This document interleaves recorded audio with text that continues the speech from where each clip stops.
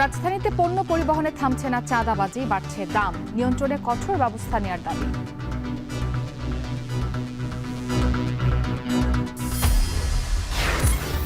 ভরাট ও দখল দূষণে অস্তিত্ব হারাতে বসেছে নওগাঁর ছোট যমুনা নদী। দ্রুত দখলমুক্ত করে খননের দাবি। চলন বিলে পাকা ধানের সুবাসে কৃষকের স্বস্তি। মাঠে মাঠে মাড়াইয়ের শোরগোলে উৎসবের আমেজ।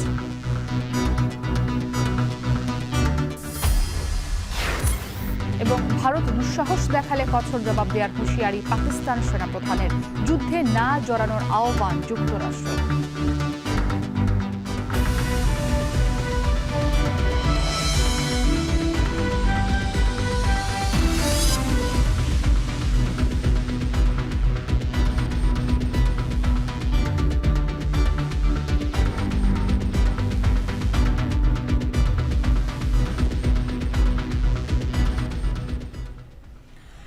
স্বাগত। এখন বাজারে পুরো আয়োজন আপনাদের সাথে আছে আমি ইসরাত মুক্তি। রাজধানীতে পণ্য পরিবহনে থামছেই না চাঁদাবাজি। পথে পথে চাঁদা দিতে গিয়ে বাড়তি অর্থ গুনতে হচ্ছে ব্যবসায়ীদের। অতিরিক্ত ব্যয়ের বোঝা এসে পড়ছে সাধারণ ক্রেতার উপর। এছাড়া চাঁদাবাজির কারণে পণ্য পরিবহনেও লাগছে বাড়তি সময়। বাজার বিশ্লেষকরা বলছেন, শুধু চাঁদাবাজি বন্ধ হলেই পণ্যের দাম অন্তত 25% পর্যন্ত কমানো সম্ভব। জাবেদ আব্দুল্লাহর প্রতিবেদন। ঠিক আছে, লাইসেন্স ঠিক আছে, 100 টাকা বিল দিয়ে যা। তারপর লিয়ার সিস্টেম কি সিগারেটের প্যাকেটে ভরে লাই, কাগজের ব্যাগে ভরে লাই। প্রকাশ্যে দিলে নেয় না, আমি প্রকাশ্যে দিয়েছিলাম নেয় না। সাইটে মনে করেন যে গেট খুলে টাকা নিয়ে নেয়। স্লিপ ছাড়াই নিতেছে, না দিলে ড্রাইভারের থাবর থুবর দেয়। ট্রাক চালক বাবুল মিয়া নড়াইল থেকে 170 কিলোমিটার পথ পাড়ি দিয়ে মাঝরাতে রাজধানীর একটি কাঁচা বাজারে জামশেদ ব্যাপারীর পটল আর শসা এনেছেন। এজন্য ইজারার নামে পথে তাকে গুনতে হয়েছে বাড়তি টাকা। নড়াইলে দিতে হয়েছে শুধু চাঁদা। কত টাকা দিলেন? 50 টাকা। রোড খরচ বেড়ে গেল না, তার জন্য তুমি ভাড়া বাড়াই নেবো অবশ্যই। কিছুক্ষণ পর আমরা যোগাযোগ করলাম ইজারাদারের সাথে। সব শুনে তিনি আদায় করা বাড়তি টাকা ফেরত দিতে রাজি হলেন। তো আপনি ওনার কাছ থেকে 50 টাকা নিয়েছেন, একটা রসিদ দিয়েছেন, হ্যাঁ? তো এটা কি হিসেবে নিলেন? উনি পরবর্তীতে যখন আসবে তখন উনি এখানে দাঁড়ায় আমারে ফোন দিতে বললেন। ঠিক আছে। রাজধানীর অন্যান্য বাজারের চিত্র অনেকটাই একই। রাত বাড়লে আসতে থাকে সবজি ফলমূল বহনকারী ট্রাক। সব জায়গায় সব পয়েন্টে একবার টাঙ্গাইল, ওই যে সিরাজগঞ্জ, ওই চান্দুরা 300 করে 200 করে। 600 দিলেন? হ্যাঁ 600 দিছি। হয়তো কোথাও যদি আটকায় বা সিঙ্গেল দেয় তাহলে আপনার ওই রানিংয়ে হয়তো টাকা 200-100 যেখানে যা দেওয়া লাগে ওইভাবে দিয়ে আমরা চলে আসি। চালকরা জানান, জেলাগুলো থেকে ঢাকার উদ্দেশ্যে রওনা হওয়ার পর থেকে নানা স্থানে ট্রাকের উপর অসাধু ব্যক্তিদের খড়গ নেমে আসে। সেই সাথে সম্প্রতিকালে মরার উপর খাড়ার ঘা হয়ে সামনে এসেছে সড়কে ডাকাতের উপদ্রব। মদনপুরের এই সাইডে ধরে আপনার 2500 রোডে এই সাইডে গত টিপে ধরছিল আর কি, মানে কাছে যা পায় সব হাতায় নিয়ে নেয়। লক্ষ্মীপুর দেওয়া লাগে, হাজিগঞ্জ দেওয়া লাগে, চাঁদপুর হাজিগঞ্জ আর কচুয়া দেওয়া লাগে। হাইওয়ের মধ্যে ডাকাতে বেশি ডিস্টার্ব করতেছে। মেঘনা জামের ভিতরে মনে করেন হেরে আতাউতাই টাকা পয়সা দেয় না দেয়, আতাউতাই হের মাথা বারে বাড়ি দিল, মাথাটা ফাটে গেছে। বিক্রেতারা জানান, চাঁদাবাজির কারণে খরচ বাড়লে কমে লাভের পরিমাণ। এতটুকুর জন্য কত টাকা দিতে হলো? 1200 টাকা। এটা বলা যাবে না, এটা বললে মনে করেন আমরা মালে বেচতে পারবো না, জামিলা আছে ভাই। ক্যামেরাটা বন্ধ করুন, বিষয়টা আমি বুঝতে বলি। এটা তো আমাদের পার্টি পাঠায়, তো পার্টি পাঠাইলে দেখেছি আমরা এটা কমিশন কেটে রাখি। ক্রেতার উপর আসবে না। আমার যখন মালটা আমরা 10 টাকা কিনি, তখন গাড়ি ভাড়া যখন 35,000 হবে, তখন আমার 22 টাকা বললো মালটা এসে। আর যখন আমরা 20,000 টাকা ভাড়া দিতাম তখন 25 টাকা পড়তো।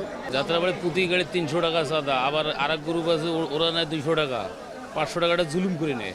আগেও দিছে আগে থেকে এই সিস্টেমে চলতেছে এখানে। না না, আমি কিছুই জানি না। আমি এই মুহূর্তে কিছুই বলতে পারবো না।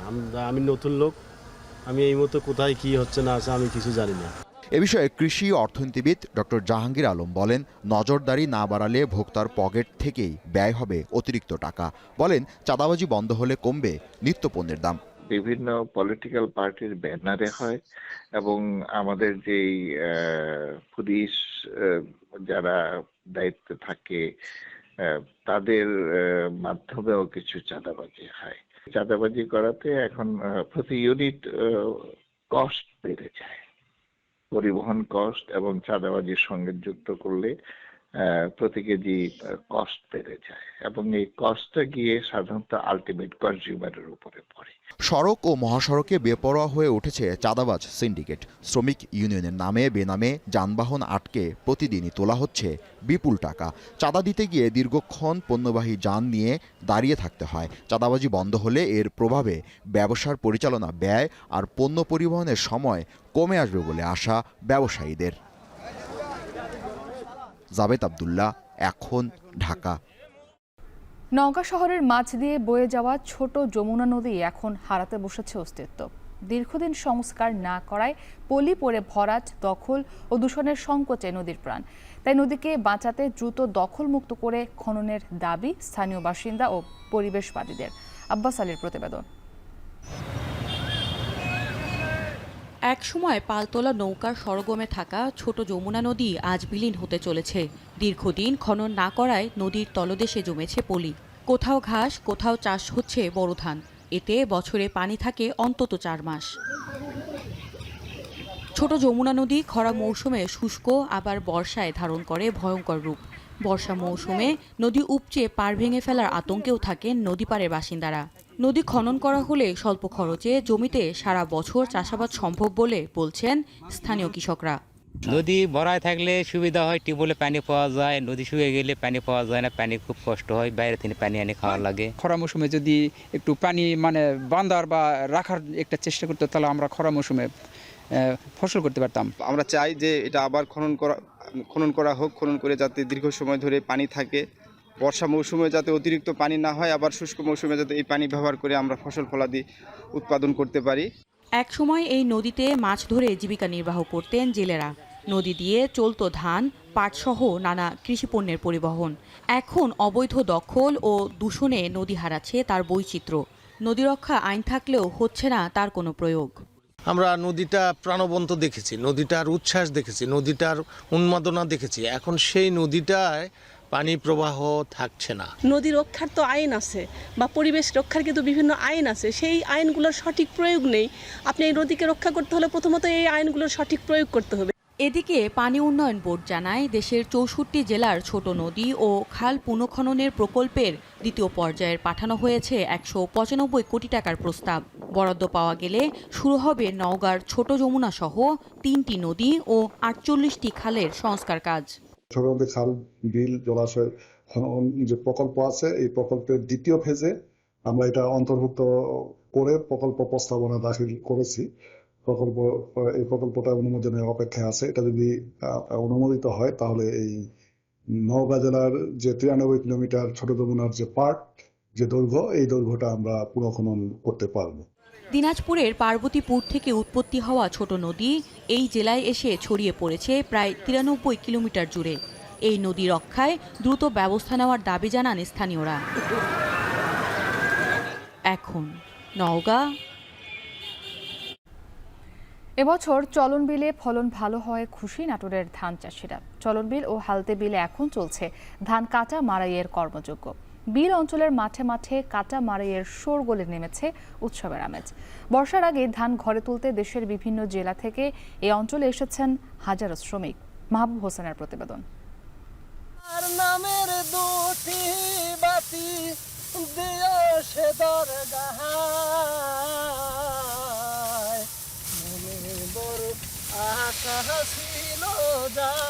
নতুন ধানের সুবাসে ভরে উঠেছে চলন বিলের প্রান্তর। সোনালী স্বপ্নের হাসি এখন মাঠে মাঠে। চারিদিকে এখন শুধু পাকা ধান আর কৃষক শ্রমিকের কর্মচাঞ্চল্য। বৈশাখের প্রথম সপ্তাহ থেকে চলন বিল ও হালতি বিলে বড় ধান ঘরে তুলতে শুরু করেন কৃষকরা। চেষ্টা চলে বর্ষার আগেই ফসল ঘরে তোলার। গত বছরের তুলনায় এবার সার সহ কৃষি উপকরণের দাম বাড়ায় কৃষকদের খরচ কিছুটা বেড়েছে। তবে ফলন ভালো হয় স্বস্তির কথা জানিয়েছেন চাষিরা। চলন বিলে বাম্পার ফলন হলেও শিলাবৃষ্টি আর ঝড়ে ধানের ক্ষতি হওয়ায় হালতি বিলে দেখা দিয়েছে ফলন বিপর্যয়। বর্তমান হয় শিলে ওটার পর থেকে ধানের ফলন একটু কম হচ্ছে। ধানের দাম হচ্ছে কাটে নালা বেশি লাগিচ্ছে, খরচা বেশি। 5 কেজির জাত 7 কেজি লাগিচ্ছে। তো তবে 1500 টাকা দাম ধান বেচলে ওই সীমিত কিছু লাভ হয় গায়ে গায়ে, মানে হালকা। বোরো ধান কাটা, মাড়াই এবং পরিবহনে স্থানীয় শ্রমিকদের পাশাপাশি দেশের বিভিন্ন জেলা থেকে এ অঞ্চলে আসেন শ্রমিকরা। এবার হালতি বিলে ঝড়ে ধান পড়ে যাওয়ায় কাজের পরিসর কমেছে বলে জানান তারা। সেই সাথে পারিশ্রমিক কম পাওয়ার অভিযোগও অনেকের। ধান ঝড়ে পুড়ে যায়, কাটা সমস্যা, কামলার দাম থাকতেছে না, ফলনে বৃদ্ধি হবে ধান এবার, কিন্তু কাটা খুব কষ্ট। গতবারও যে 6 সার কাটিছি এবারও সেই 6 সারের কথাই করছে, কিন্তু আমরা তো মিটাইছি হইলে খাড়া ধান, কিন্তু সেই খাড়া ধান তো আর নাই। এবার তো মনে করেন যে হচ্ছে ধানের ফলন না থেকেই লোকজন সব চলে যাচ্ছে, এবার এবার মাঠের ধান কাটবে না। এবছর জেলায় ধান উৎপাদনের লক্ষ্যমাত্রা ধরা হয়েছে 4,14,321 টন, যার আনুমানিক বাজার মূল্য 1,533 কোটি টাকা। সরকারিভাবে ধান কেনা অভিযান শুরু হলে কৃষকরা ধানের ন্যায্য মূল্য পাবেন বলে আশা স্থানীয় কৃষি বিভাগের। কৃষকরা জমিতেই 1500 টাকা মন হারেই কাঁচা ধানে বিক্রি করতে পারছেন।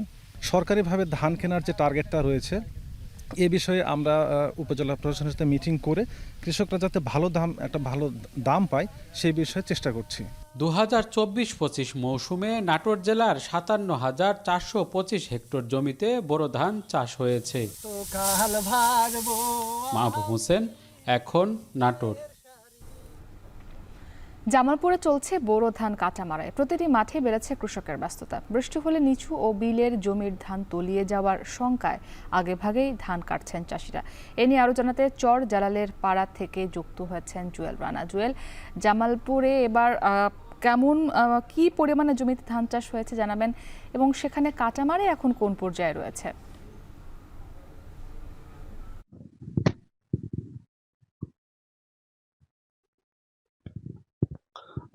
মুক্তি, জামালপুরে চলতি বছরে 1,27,560 হেক্টর জমিতে এই বোরো ধান চাষ করা হয়েছে। ইতিমধ্যে কৃষি বিভাগের তথ্য মতে জামালপুরে 12 থেকে 15% ধান কাটা মারাই কার্যক্রম শুরু হয়েছে। আমি এখন যে মাটি রয়েছে আমার পেছনেই দেখতে পাচ্ছেন, কৃষকরা ধান মাঠ থেকে কাটা এবং মারাই কাজে ব্যস্ত রয়েছে। আর তার একটি কারণ হচ্ছে জামালপুরে এই মুহূর্তে বৃষ্টির আনাগোনা শুরু হয়েছে, অর্থাৎ মাঠে নিচু এবং বিলের জমিতে আধা পাকা এবং পাকা ধান রয়েছে।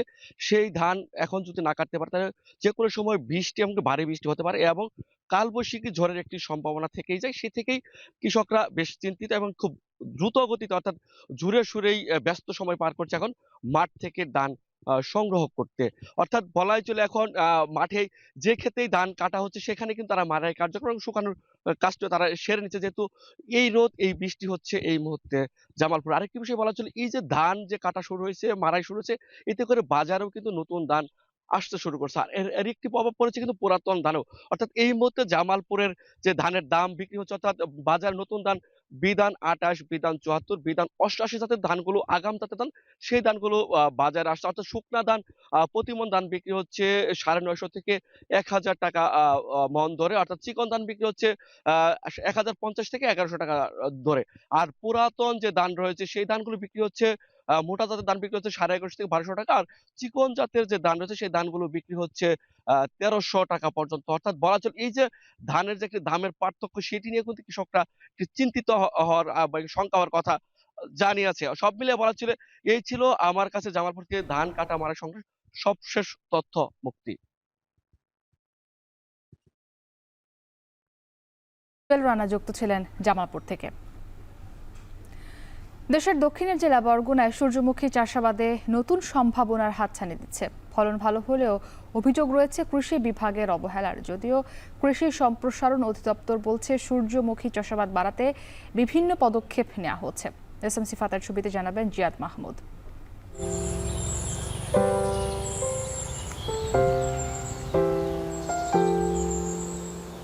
দিগন্ত বিস্তৃত সবুজের মাঝে হলুদ ফুলের সমারোহ।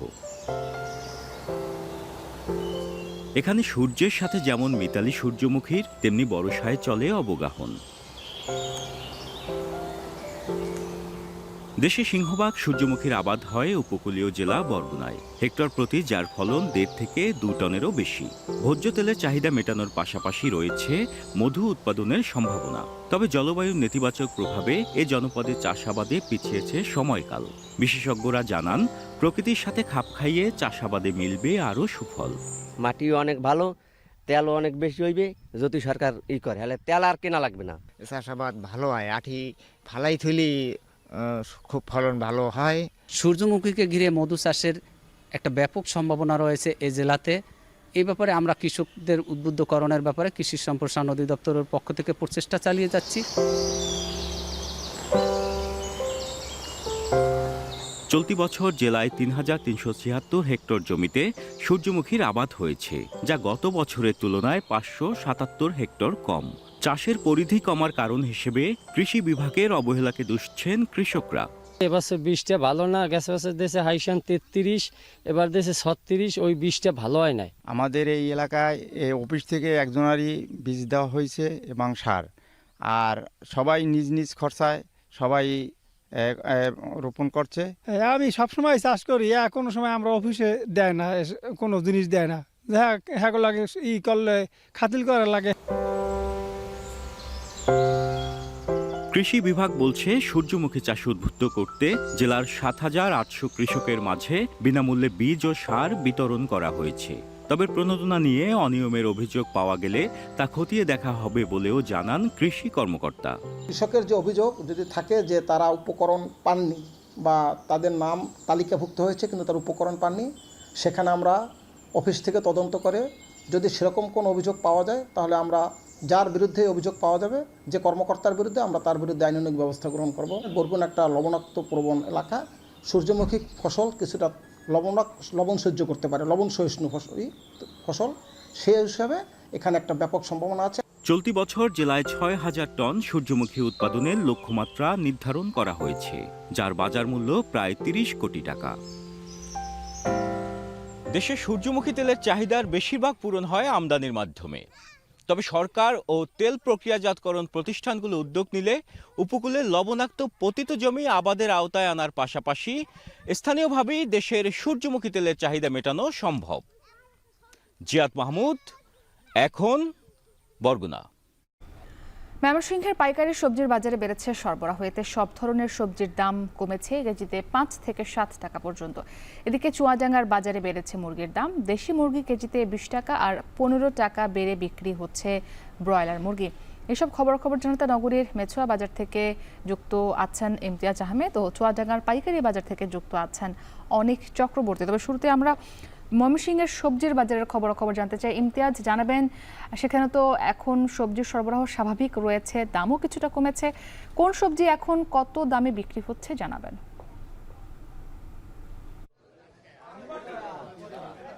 মুক্তি, বেশ কয়েক সপ্তাহ আগেও আমরা দেখতে পেরেছি ময়মনসিংহ মেছুয়া বাজারের পাইকারিতে যে ৫০ টাকা ৪৫ টাকার নিচে কোনো সবজি কিন্তু পাওয়া যাচ্ছিল না। পাইকারিতে দামটা বেশ চড়া ছিল, কিন্তু আজকে আমরা আসার পর যেটা দেখতে পেরেছি যে সবজি সরবরাহটা গত সপ্তাহের তুলনায় কিন্তু বেড়েছে এবং আকার প্রকার মানভেদে ৫ থেকে ৬০ টাকা পর্যন্ত কমেছে। যদিও কাঁকরোল এবং শশার দামটা একটু বেশি রয়েছে, আর অন্যান্য সবজি কিন্তু দাম কিন্তু ৫-৬০ টাকা করে কমেছে। আমরা চিচিঙ্গা দেখতে পাচ্ছি, চিচিঙ্গা কিন্তু গত সপ্তাহেও পাইকারিতেই ছিল ৪৫ থেকে ৫০ টাকা করে এবং আজকে সেটি ৩৫-৩৬ টাকায় নেমে এসেছে, ১০ থেকে ১২ টাকা পর্যন্ত দাম কমে এসেছে। এবং এছাড়া পাশাপাশি যে পাইকারি যে আমরা দেখতে পাচ্ছি যে বিশেষ করে মেছুয়া বাজারে যে আড়তগুলো রয়েছে পাইকারি, সেই আড়তগুলোতে আমরা সবজি দেখতে পাচ্ছি। আমরা কাঁকরোল দেখতে পাচ্ছি, কাঁকরোল কিন্তু বিক্রি হচ্ছে আজকে, আপনার ৪০ থেকে ৪৫ টাকা বা আকার প্রকার মানভেদে সর্বোচ্চ ৫০ টাকা। টমেটোর সরবরাহ দেখতে পাচ্ছি আমরা, টমেটো বিক্রি হচ্ছে ৪০ থেকে ৪৫ টাকা। বেগুনের দামটা কিন্তু গত সপ্তাহে ৮০ টাকা পর্যন্ত কেজি ছিল, সেটা কমে আজকে ৫০ টাকা ৪৫ টাকা সর্বোচ্চ 50 টাকা বিক্রি হচ্ছে, গাজর বিক্রি হচ্ছে 40 টাকা করে। করলার দামটা কিন্তু 60-65 টাকা পর্যন্ত ছিল, সেগুলো আজকে অনেকটাই দাম কমেছে। করলা বিক্রি হচ্ছে পাইকারিতে, বিশেষ করে বিক্রি হচ্ছে করলা আপনার 35 থেকে 36 টাকা। যেটা আগেও বলছিলাম যে কাঁকরোল সর্বোচ্চ ভালো মানের যে কাঁকরোলটা সেটি কিন্তু 50 টাকা পর্যন্ত বিক্রি হচ্ছে। আমরা করলা কিন্তু খুচরা বাজারে গত সপ্তাহে 65 টাকা পর্যন্ত বিক্রি করতে দেখেছিলাম, আজকে কিন্তু সেটি পাইকারি বাজারে কমেছে অনেকটা। আর অনেকগুলো সবজি দেখতে পাচ্ছি আমরা, বিশেষ করে শাক, পুঁই শাক, পালং শাক, মূলার শাক, লাল শাক, ধনে পাতা সহ বিভিন্ন যে শাকগুলো দেখছি, বরবটি দেখছি, এই শাকগুলো কিন্তু বিশেষ করে আজকে দেখতে পেরেছি যে পুঁই শাক বিক্রি হচ্ছে 20 টাকা, মূলার শাকের আটি 20 টাকা করে, পাট শাক বিক্রি হচ্ছে 7 থেকে 8 টাকা, এবং অন্যান্য যে লাল শাক বা অন্যান্য যে শাকগুলো রয়েছে সেগুলো বিক্রি হচ্ছে 5 থেকে 60 টাকার মধ্যে। এবং সেই সাথে আমরা কাঁচামরিচ দেখতে পাচ্ছি যে এই সময়টাতে মূলত মুক্তি কাঁচামরিচের দামটা কিন্তু একটু বেশি থাকে, কিন্তু আজকে আসার পর যেহেতু আবহাওয়া কিন্তু খারাপ ছিল, কিন্তু ভেবেছিলাম হয়তো কাঁচামরিচের দামটা বেশি যাবে, কিন্তু কাঁচামরিচটা কিন্তু খুবই সহনীয় পর্যায়ে রয়েছে। পাইকারি বাজারে আমরা 40 থেকে 45 টাকা পর্যন্ত বিক্রি করতে দেখছি কাঁচামরিচ। এবং সেই সাথে আমরা আরও যে অন্যান্য সবজিগুলো দেখছি, যে পটল বিক্রি হচ্ছে 35 থেকে 40 টাকা করে পাইকারি কেজিতে বিক্রি হচ্ছে, এবং ছোট সাইজের যে টমেটোগুলো রয়েছে সেগুলো 35-36 টাকা। এবং সব মিলিয়ে বলা যায় যে আসলে আজকে ময়মনসিংহের মেছোয়া বাজারে যেহেতু সকাল ভোর থেকেই এখানে পাইকারি সবজির যে হাটটা বসে, বিভিন্ন বড়চর, পরাণগঞ্জ, চরসিদ্ধা থেকে বিভিন্ন জায়গা থেকে যে পাইকারি সবজি নিয়ে যে কৃষক ফড়িয়া তারা যে আসেন, এবং সেখান থেকেই কিন্তু আসলে মুখরিত হতে থাকে এই বাজারটি। এবং আজকে সকাল 8টা পর্যন্ত বিশেষভাবে এই পাইকারি বাজারটি চলে, এরপরেই কিন্তু আসলে খুচরা বাজারে শুরু হবে। সেখানে হয়তো যেহেতু আজকে পাইকারিতে কিছুটা দাম কমেছে, কিন্তু খুচরা বাজারেও হয়তো কিছুটা স্বস্তি মিলতে পারে। সব মিলিয়ে এই ছিল ময়মনসিংহে আমার কাছে পাইকারি সবজির দরদামের সর্বশেষ খবর। মুক্তি। আমরা ইমতিয়াজ আহমেদের কাছ থেকে ময়মনসিংহের সবজির বাজারের খবর জানছিলাম। এবার আমরা চুয়াডাঙ্গায় যেতে চাই। অনেক জানাবেন যে চুয়াডাঙ্গায় মাংসের দাম এই মুহূর্তে বাড়তে, এর কারণ কি, ব্যবসায়ীরা কি বলছেন? মুক্তি, প্রথমেই জানাতে চাই যে ব্রয়লার মুরগি গত সপ্তাহে ছিল এই বাজারে 180 থেকে 185 টাকা কেজি, সেই ব্রয়লার মুরগি মাত্র এক সপ্তাহের ব্যবধানে আজকে কিন্তু বাজারে বিক্রি হচ্ছে 200 টাকা কেজি দরে। পাশাপাশি দেশি মুরগি গত সপ্তাহে ছিল 580 টাকা কেজি। এই দেশি মুরগি আজকে এই পাইকারি বাজারে মুরগির বাজারে বিক্রি হচ্ছে 600 টাকা কেজি দরে। এছাড়া অন্যান্য যদি মুরগির কথা বলি, যে অন্যান্য মুরগি কিন্তু স্বাভাবিকই রয়েছে, তবে এই দেশি মুরগি এবং ব্রয়লার মুরগি কিন্তু সাধারণত নিম্ন আয়ের মানুষ এবং মধ্যবিত্ত মানুষ এরাই কিন্তু আসলে এই বাজারে আসলে ক্রেতা বেশি। তবে ক্রেতারা বলছে যে গত সপ্তাহ থেকে হঠাৎ করেই আসলে কেজি প্রতি ব্রয়লার মুরগি কিন্তু 20 টাকা বেড়ে 200 টাকা কেজি দরে বিক্রি হচ্ছে। এতে ক্রেতারা বলছে যে কিছু ব্যবসায়ীরা আছে তারা সিন্ডিকেট করে আসলে এই মুরগিগুলোর আসলে দাম বাড়াচ্ছে। পাশাপাশি যদি মাংসের কথা বলি, খাসির মাংস গত সপ্তাহে বিক্রি হয়েছিল 1000 টাকা কেজি দরে, সেই খাসির মাংস কিন্তু আজকে 50 টাকা বেড়ে 1050 টাকা কেজি দরে খাসির মাংস বিক্রি হচ্ছে। গরুর মাংস গত সপ্তাহে ছিল 650 থেকে 660-70 টাকা কেজি, সেই গরুর মাংস কিন্তু আজকে প্রায় 700 টাকা কেজি দরে বিক্রি হচ্ছে। আমার সাথে বেশ কয়েকজন মুরগির বাজারের বিক্রেতাদের কথা হয়েছিল। বিক্রেতারা বলছে যে বাজারে মুরগির সরবরাহ কম, যার কারণে বিশেষ করে ব্রয়লার মুরগির সরবরাহ কম, এই কারণে কিন্তু আসলে ব্রয়লার মুরগি গত সপ্তাহ থেকে এই সপ্তাহে কেজি প্রতি 15 থেকে 20 টাকা বেড়েছে। এছাড়া দেশি মুরগিরও কিন্তু একই অবস্থা, এরকমটাই বিক্রেতারা বলছে। ক্রেতারা কিন্তু একটা অভিযোগ করেছে, ক্রেতারা বলছে যে ঠিক এই সময় কিন্তু ভোক্তা অধিকার সংরক্ষণের কর্মকর্তারা বা প্রশাসন যদি একটু বাড়তি অভিযান চালায়, বিশেষ করে এই মুরগির বাজার এবং মাংসের বাজারে, তাহলে কিন্তু যারা অসাধু ব্যবসায়ীরা আছে তারা কিন্তু আসলে এই যে হঠাৎ করে দাম বাড়িয়ে ফেলছে সেটি কিন্তু আসলে নিয়ন্ত্রণে আসবে। তো মুক্তি, মুরগির মাংসের বাজার থেকে আমার কাছে এই ছিল সবশেষ। মুক্তি। চক্রবর্তী আমাদের সঙ্গে যুক্ত ছিলেন চুয়াডাঙ্গা থেকে। নোয়াখালীর সুবর্ণচর উপজেলায় দীর্ঘদিন মেরামতের অভাবে অধিকাংশ সড়ক চলাচলের অনুপযোগী হয়ে পড়েছে। কারণ প্রতিনিয়ত অনুমোদনহীন কয়েকশো ইটভাটার ভারী গাড়ি এই সড়ক দিয়ে চলাচল করছে। বেহাল সড়কে প্রায় প্রতিদিনই ঘটছে ছোট বড় দুর্ঘটনা। ইমরান হোসেনের ছবিতে জানাবেন নাসিম শুভ। 12 ফুট চওড়া সড়কের 6 ফুটের বেশি অংশ ভেঙে পড়ে গেছে খালে। যেটুকু অংশ অবশিষ্ট আছে সেটাও ভর্তি খানাখন্দে। এমনকি নেই অ্যাম্বুলেন্স চলাচলের কোনো সুযোগ। এমন পরিস্থিতি নোয়াখালীর সুবর্ণচরে চরজুবলির পাংখার বাজারের লুইস গেট মার্কেট সড়কের।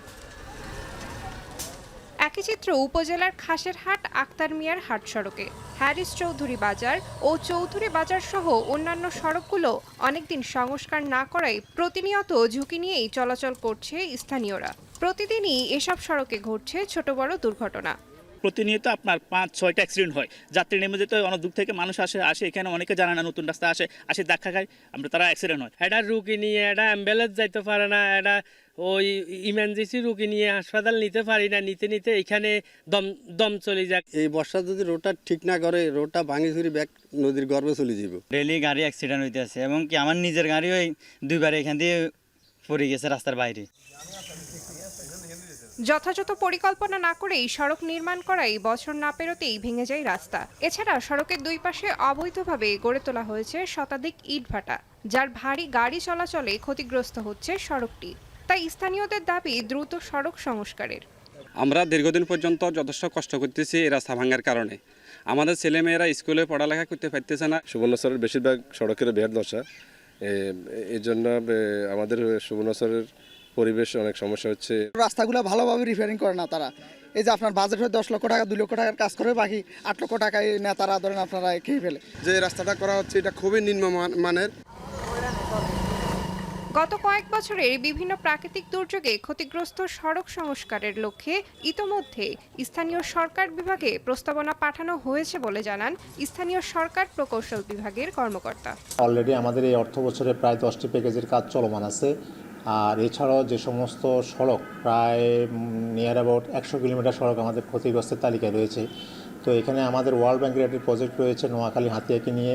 এছাড়াও আরও বিভিন্ন প্রজেক্টে আমরা এই সড়কগুলো প্রায়োরিটি বেসিসে আমরা অলরেডি প্রস্তাবনা পাঠিয়েছি। এলসিইডির তথ্য অনুযায়ী সুবর্ণচর উপজেলার প্রায় 300 কিলোমিটার সড়কের মধ্যে 100 কিলোমিটারের বেশি সড়ক সংস্কারের অভাবে চলাচলের অনুপযোগী হয়ে পড়েছে। এখন নোয়াখালী। শাটারে ক্লিক করলেই সামনের দৃশ্য কিংবা অবয়ব উঠে আসে ছবির পাতায়। কাছের বক্স ক্যামেরা থেকে হালের 3-4 লেন্সের স্মার্টফোন। এই দীর্ঘ বিবর্তনের সাথে পেশাদার ফটোগ্রাফি গুরুত্ব হারিয়েছে অনেকটাই, বিশেষ করে মফস্বলে। এখন মানুষের চোখ ক্যামেরার ভিউ ফাইন্ডার থেকে সরে এসে ঠেকেছে মোবাইলের স্ক্রিনে। এই পরিবর্তনের গল্প শোনাবেন সুলেমান তালিম, ছবি তুলেছেন দুলাল তালুকদার। শহরের ইমারত পেরিয়ে দিনের সূর্যটা যেমন অস্তমিত, মফস্বলে পেশাদার ফটোগ্রাফির প্রেক্ষাপটও তেমন ক্রমেই কমছে পেশাটির কদর। মুঠোফোনের দাপটে স্টুডিও পাড়ার চিত্র বদলে গেছে পুরোপুরি। ছবি তোলা, এডিট করা, সংরক্ষণ করা কিংবা প্রিন্ট সবই এখন হাতের মুঠোয়। ফটোগ্রাফির উত্তর আধুনিক যুগে পেশাদারদের জায়গা যেন শুধুই অতীতের গল্প। ফেনী শহরে একসময় যেখানে ছিল 200-র বেশি স্টুডিও, এখন সেখানে টিকে আছে হাতে গোনা কয়েকটি। ল্যাব প্রিন্টটা একদম কমে গেছে। এখন মোবাইলে সব প্রিন্ট হয়ে যেতেছে। আর প্রিন্টার এসে আগে যে ল্যাবের প্রতি যে মানুষের একটা ছিল, এখন প্রিন্টার এসে ওই ল্যাবটা একেবারে ধ্বংসের পথে চলে গেছে। 5-6 সাল থেকে ওই সময়গুলা খুবই ভালো ছিল। ধাপে ধাপে যখন প্রযুক্তি পরিবর্তনের সাথে সাথে ব্যবসা ক্রমান্বয়ে একটু সংকীর্ণ হয়ে আসছে। একসময় ছিল এসএলআর ক্যামেরা, রিল, ডার্করুমের আলো আধারি। এখন সেই সব সরঞ্জাম, সেই আবহ সবই ইতিহাস। মানুষ এখন ডিজিটালের কারণে ছবি উঠানি বন্ধ করে দিয়েছে, যে আমাদের ব্যবসা বাণিজ্য একেবারে কমে গেছে। 80 দশকে এই প্রতিষ্ঠানটা শুরু করি, তখন ফিল্ম ছিল, তার ফুজি ফিল্ম ছিল, তারপরে ছিল ছবি ছিল, ল্যাবে প্রিন্ট হতো। এখন তো আর ল্যাবে প্রিন্ট হয় না, ফিল্ম বন্ধ হয়ে গেছে। এখন ওই প্রিন্টারের কারণে আমাদের এই শিল্পটা পুরো একদম ধ্বংসের পথে। একটা সময় ফটো অ্যালবামে পরিবারের সবাই মিলে ছবি দেখত উৎসবের মতো। প্রবীণ ইতিহাসবিদরা বলছেন এই জনপদে ফটোগ্রাফির ইতিহাস প্রায় 100 বছরের। কালের আবর্তনে এখন তা ম্রিয়মাণ। বিভিন্ন অনুষ্ঠানের ছবি তোলার জন্য মানুষ স্টুডিওতে আসতে হতো।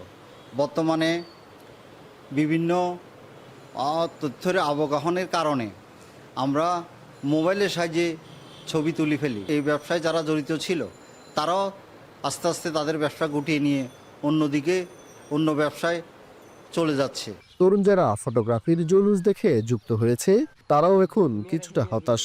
অনেকেই প্রশিক্ষণ ছাড়া পেশায় এসেছেন, কাজের মান নিয়ে কেউ ভাবে না। এতে নষ্ট হয়েছে বাজার, নষ্ট হয়েছে আস্থা। অনেকেই ক্যামেরা কিনে ফেলতেছে, কিছুই জানে না, অনেকেই শিখে নাই। আবার এর ভিতরে আবার এখন মোবাইল ফোনও আসছে, ওখানেও সবাই এখন বলা যায় ক্যামেরা রেখে সবাই মোবাইলের দিকেই থিতু হচ্ছে। ওয়েডিং ফটোগ্রাফি আমরা 2014-15-তে একটা ইভেন্টের যে পরিমাণ টাকা পেতাম, এখন 2025-এ এসেও প্রায় সেম টাকাটাই রয়ে গেছে। তো এক্ষেত্রে আসলে দায়ী হচ্ছে আমরা নিজেরা ফটোগ্রাফাররা। তো আরও কিছু ব্যাপার আছে। এখন ধরেন যুগ অনেক আপডেট হয়েছে, অনেক মোবাইল বের হয়েছে, মানুষ মোবাইল দিয়ে অনেক ভালো ভালো ছবি তুলতেছে। তো সেই ক্ষেত্রেও ফটোগ্রাফির উপর পেশার অনেকটা কমে গেছে বা কদর অনেকটা কমে গেছে। পেশা হিসেবে টিকে না থাকলেও ফটোগ্রাফির সোনালী যুগের স্মৃতি যেন বর্তমান প্রজন্মের কাছে না হারায়, এই প্রত্যাশায় এখনো বেঁচে আছেন কিছু ছবি কারিগর। সুলাইমান ডালিম, এখন ফেনী। ভারত দুঃসাহস দেখালে পাকিস্তানও জবাব দিতে প্রস্তুত বলে হুঁশিয়ারি দিয়েছেন পাকিস্তানের chief of army staff general Asim Munir. বৃহস্পতিবার তিল্লা ফায়ারিং রেঞ্জে সৈন্যদের মহড়া পরিদর্শনের পর এই মন্তব্য করেছেন তিনি। এর আগে এক প্রকার হুমকির সুরে ভারতের স্বরাষ্ট্রমন্ত্রী অমিত শাহ বলেন, পেহেলগাম হামলায় জড়িত প্রত্যেক সন্ত্রাসীকে খুঁজে বের করে বিচারের আওতায় আনা হবে। এমন বাস্তবতায় জাতীয় নিরাপত্তা ইস্যুতে বৈঠক করেছেন পাকিস্তানের প্রেসিডেন্ট আসিফ আলী জারদারি ও প্রধানমন্ত্রী শেহবাজ শরীফ। এদিকে পেহেলগাম হামলার জেরে সৃষ্টি হওয়া আঞ্চলিক উত্তেজনা প্রশমনে ইসলামাবাদের পাশে থাকার অঙ্গীকার করেছে চীন। প্রধানমন্ত্রী শেহবাজের সাথে চীনা রাষ্ট্রদূতের ফোনালাপ শেষে বিষয়টি নিশ্চিত করেছে জিও নিউজ। सबसे बड़ा और अगर कोई एक कायराना हमला कर ये समझता है। ভারতের জম্মু কাশ্মীরে হামলার প্রেক্ষাপটে আঞ্চলিক যুদ্ধে না জড়ানোর আহ্বান জানালেন মার্কিন ভাইস প্রেসিডেন্ট জেডি ভ্যান্স। বৃহস্পতিবার সাউথ ক্যারোলাইনায় ফক্স নিউজকে সাক্ষাৎকার দেন ভ্যান্স। জানান, পাকিস্তান ভিত্তিক সন্ত্রাসীদের বিরুদ্ধে ব্যবস্থা নিতে ভারত সরকারকে সহযোগিতা করবে ইসলামাবাদ, এমনটাই প্রত্যাশা ওয়াশিংটনের। এর আগে দেশের প্রতিটি ইঞ্চি থেকে সন্ত্রাসীদের মূলোৎপাটনের ঘোষণা দেন ভারতের স্বরাষ্ট্রমন্ত্রী অমিত শাহ। ভারতের পক্ষ থেকে যে কোনো ধরনের সামরিক অসদাচরণের তাৎক্ষণিক জবাব দেওয়ার হুমকি দিয়েছে পাকিস্তানের সেনাবাহিনীও। প্রতিবেশী দুই দেশের সীমান্তে নিয়ন্ত্রণ রেখায় গোলাগুলি অব্যাহত রয়েছে।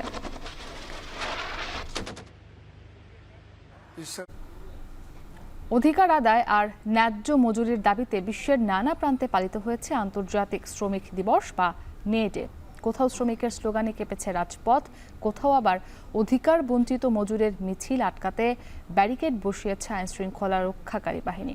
এদিকে মে দিবসের ছুটিতে সিনেমা হল ও বক্স অফিসের কল্যাণে 10 কোটি ইউয়ানেরও বেশি আয় করেছে চীন। সতীর্থ কর্মকারের প্রতিবেদন। শ্রমিক আন্দোলনের 139 বছর পর আজও ন্যায্য মজুরি পায় না মেহনতি মানুষ। অধিকারের দাবিতে নামতে হয় রাজপথে, কখনো প্রতিষ্ঠান, কখনো রাষ্ট্রযন্ত্র। শ্রমিকের জীবন ফুরায়, তবু শেষ হয় না লড়াই। ঐতিহাসিক মে দিবসে রণক্ষেত্রে পরিণত হয়েছে তুরস্কের তাকসিম স্কোয়ার। বৃহস্পতিবার সরকারের নির্দেশ অমান্য করে স্কোয়ারের দিকে মিছিল নিয়ে আসে শ্রমিক ইউনিয়ন ও কয়েকটি অলাভজনক সংস্থার কর্মীরা। এ সময় বিক্ষোভকারীরা ব্যারিকেড ভেঙে সামনে অগ্রসর হওয়ার চেষ্টা করলে পুলিশের সাথে তাদের সংঘর্ষ হয়। কয়েকজনকে আটক করে তোলা হয় প্রিজন ভ্যানে। 1977 সালের 1 মে রাজধানী ইস্তাম্বুলের এই স্কোয়ারে 34 জন বিক্ষোভকারী নিহত হওয়ার পর থেকে প্রতি বছর এখানেই জড়ো হন শ্রমিকরা। কিন্তু এবছর তাকসিম স্কোয়ারে সব ধরনের সমাবেশ নিষিদ্ধ করে এরদোয়ান প্রশাসন। ফ্রান্সের লিওন শহরে শ্রমিক দিবসের বিক্ষোভে কাঁদানে গ্যাস ছুড়েছে পুলিশ। এদিন দেশের প্রধান 8টি শ্রমিক ইউনিয়ন আন্তর্জাতিক শান্তি, সামাজিক ন্যায় বিচার প্রতিষ্ঠা এবং ডানপন্থীদের ক্রমবর্ধমান প্রভাবের বিরুদ্ধে প্রতিরোধের ডাক দেয়। পুলিশের অভিযোগ, বারবার সতর্ক করার পরেও সমাবেশের নিয়ম ভঙ্গ করেছেন বিক্ষোভকারীরা। শ্রমিক দিবসে উত্তাল ছিল গ্রিসের রাজধানী এথেন্সের রাজপথ। সরকারি বেসরকারি উভয় খাতেই মজুরি বাড়ানোর দাবি জানিয়েছেন জীবনযাত্রার ব্যয় সামলাতে হিমশিম খাওয়া লাখো শ্রমিক। Υπάρχουν πάρα πολλοί συνάδελφοι με διαφορές βέβαια από κλάδο σε κλάδο, οι οποίοι δυσκολεύονται πάρα πολύ να τα φέρουν βόλτα. Βλέπουμε ζευγάρια τα οποία শ্রমিকদের তোপের মুখে বন্ধ ছিল ট্রেন ও ট্রাম। বন্দর ছাড়েনি ফেরিও।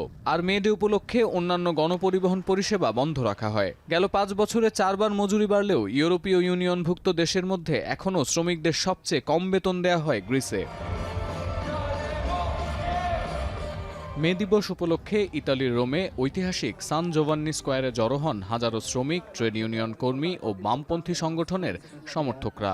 মজুরি বৃদ্ধি, কর্মসংস্থানের নিশ্চয়তা এবং শ্রম আইনের সুষ্ঠু বাস্তবায়নের দাবিতে স্থানীয়দের সাথে সামিল বাংলাদেশি প্রবাসী শ্রমিকরাও। আমরা যারা এই দেশে বসবাস করি, আমাদের সবার শ্রমের যথাযথ মূল্যায়ন হোক, যথাযথভাবে পারিশ্রমিক দেয়া হোক, আইনের মাধ্যমে মজুরি বৃদ্ধি দাবি জানাই।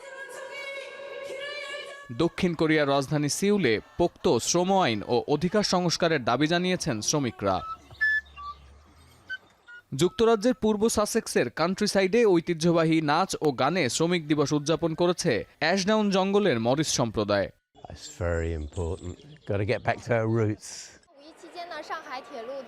এদিকে মে দিবসের ছুটিতে চীনের রেল স্টেশনগুলোতে ছিল উপচে পড়া ভিড়। বৃহস্পতিবার থেকে টানা 5 দিনের ছুটি ঘোষণা করেছে চীনা প্রশাসন, যা দেশের 3য় বৃহত্তম ছুটি হিসেবে গণ্য হচ্ছে। প্রায় 2.5 কোটি যাত্রীর ভিড় সামলাতে বৃহস্পতিবার 1300-র বেশি ট্রেনের বন্দোবস্ত করেছে চীনা রেলওয়ে কর্তৃপক্ষ।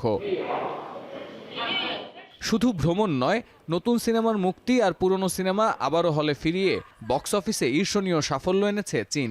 শুধু বুধবার প্রি বুকিং ও সীমিত প্রদর্শনী থেকে আয় হয়েছে 10 কোটি ইউয়ান।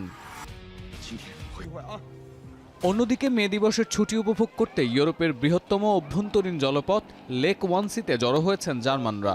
1907 সালের পর এই প্রথম স্থানীয় ও পর্যটকদের জন্য উন্মুক্ত করা হয়েছে লেক চত্বর।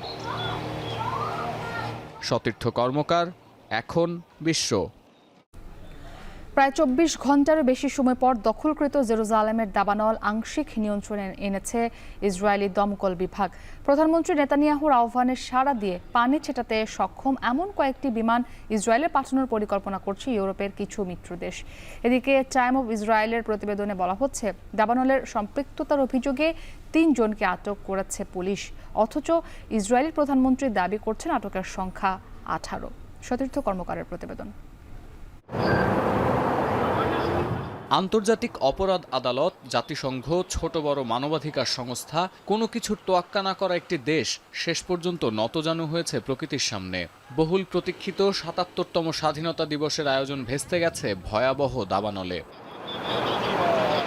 বুধবার সকালে ইসরায়েল দখলকৃত জেরুজালেমের বিভিন্ন পাহাড় থেকে এই আগুনের সূত্রপাত। ঘণ্টায় 60 কিলোমিটার বেগে বইতে থাকা বাতাস আর শুষ্ক আবহাওয়ার কারণে দাবানল ছড়িয়েছে 5000 একর এলাকা জুড়ে, যার মধ্যে বনভূমির পরিমাণ অন্তত 3500 একর।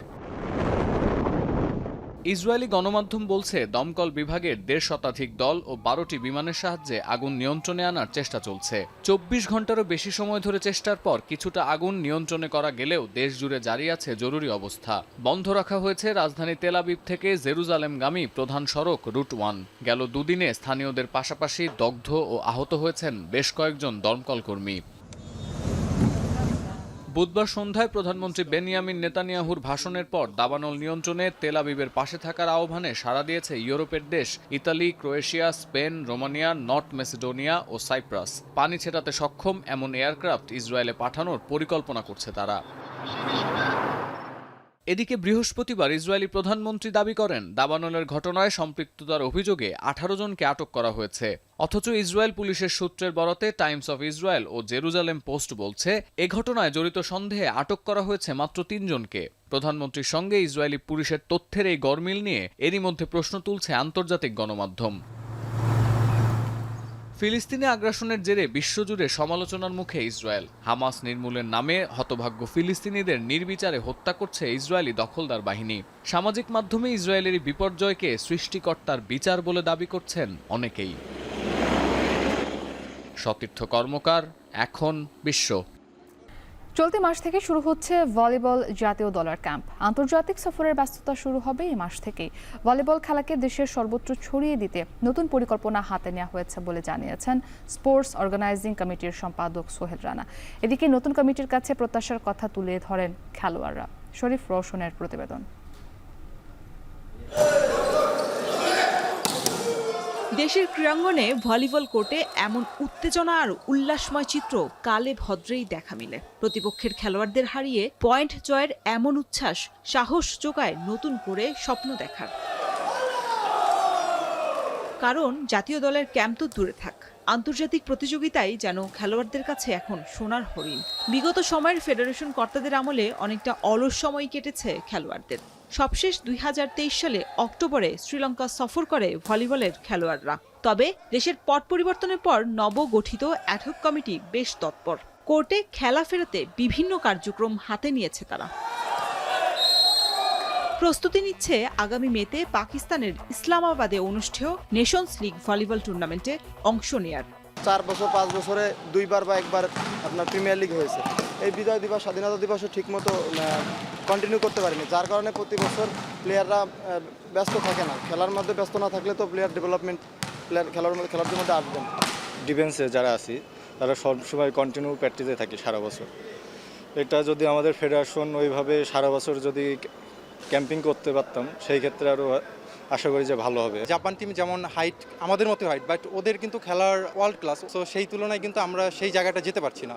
এর মূলত হচ্ছে আমাদের সেই রকম প্র্যাকটিস, সেরকম আপনার ডিজিটাল টাইপের প্র্যাকটিস করতে হবে এবং খাবার দাবার এবং হাই মানের কোচ। নতুন এই কমিটি শুধু আশার বাণী নয়, কোর্টে খেলোয়াড়দের স্বপ্ন পূরণে দেশব্যাপী আয়োজন করতে চায় বিভিন্ন টুর্নামেন্ট। 2 মাসের মতো আমাদের কমিটি এসেছে, এটা আমাদের সেকেন্ড টুর্নামেন্ট। অ্যান্ড নেক্সট 6 তারিখ থেকে আমাদের আন্তঃজেলা মহিলা প্রতিযোগিতা। আমরা চাচ্ছি যে শুধুমাত্র পুরুষ ভলিবল না, মহিলা ভলিবলটাকেও যেন আমরা ইন্টারন্যাশনালি একটা স্ট্যান্ডার্ড জায়গায় নিয়ে আসতে পারি। ঢাকা প্রিমিয়ার লিগ আছে, ফার্স্ট ডিভিশন আছে, সেকেন্ড ডিভিশন আছে। সো আমরা ইনশাল্লাহ আমরা যে প্ল্যান নিয়ে সামনে আগাচ্ছি, নেক্সট ইয়ার পর্যন্ত কোনো প্লেয়ার কমপ্লেন করতে পারবে না। আমরা চাই যে প্লেয়ারদের টুর্নামেন্ট দিতে দিতে ওদের যেন স্যাটিসফ্যাকশনের জায়গাটা আমরা নিয়ে আসতে পারি। এই যে টুর্নামেন্টটা হচ্ছে এবং সামনে ন্যাশনাল হবে, আমরা বেসিক্যালি জাতীয় দলের প্লেয়ার বাছাই প্রক্রিয়াও শুরু করেছি। আমাদের সিলেকশন কমিটি এটা নিয়ে কাজ করছে। তো এখান থেকে আমরা নতুন পুরাতন দিয়ে আমরা ভেরি সুন ন্যাশনাল টিমের প্র্যাকটিস শুরু করবো ইনশাল্লাহ। 18 মে থেকে জাতীয় দলের ক্যাম্প শুরু হতে পারে বলে জানিয়েছে ফেডারেশন। শরীফ রাউশন, এখন ঢাকা। এখন বাজার শেষ করার আগে শিরোনামগুলো আরও একবার। রাজধানীতে পণ্য পরিবহনে থামছে না চাঁদাবাজি, বাড়ছে দাম, নিয়ন্ত্রণে কঠোর ব্যবস্থা নেওয়ার দাবি।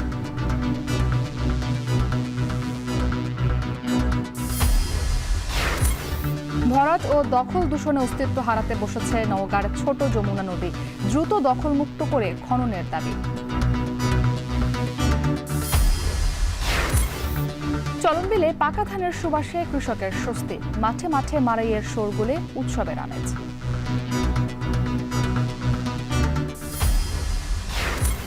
এবং ভারত দুঃসাহস দেখালে কঠোর জবাব দেওয়ার হুঁশিয়ারি পাকিস্তান সেনা প্রধানের, যুদ্ধে না জড়ানোর আহ্বান যুক্তরাষ্ট্রের।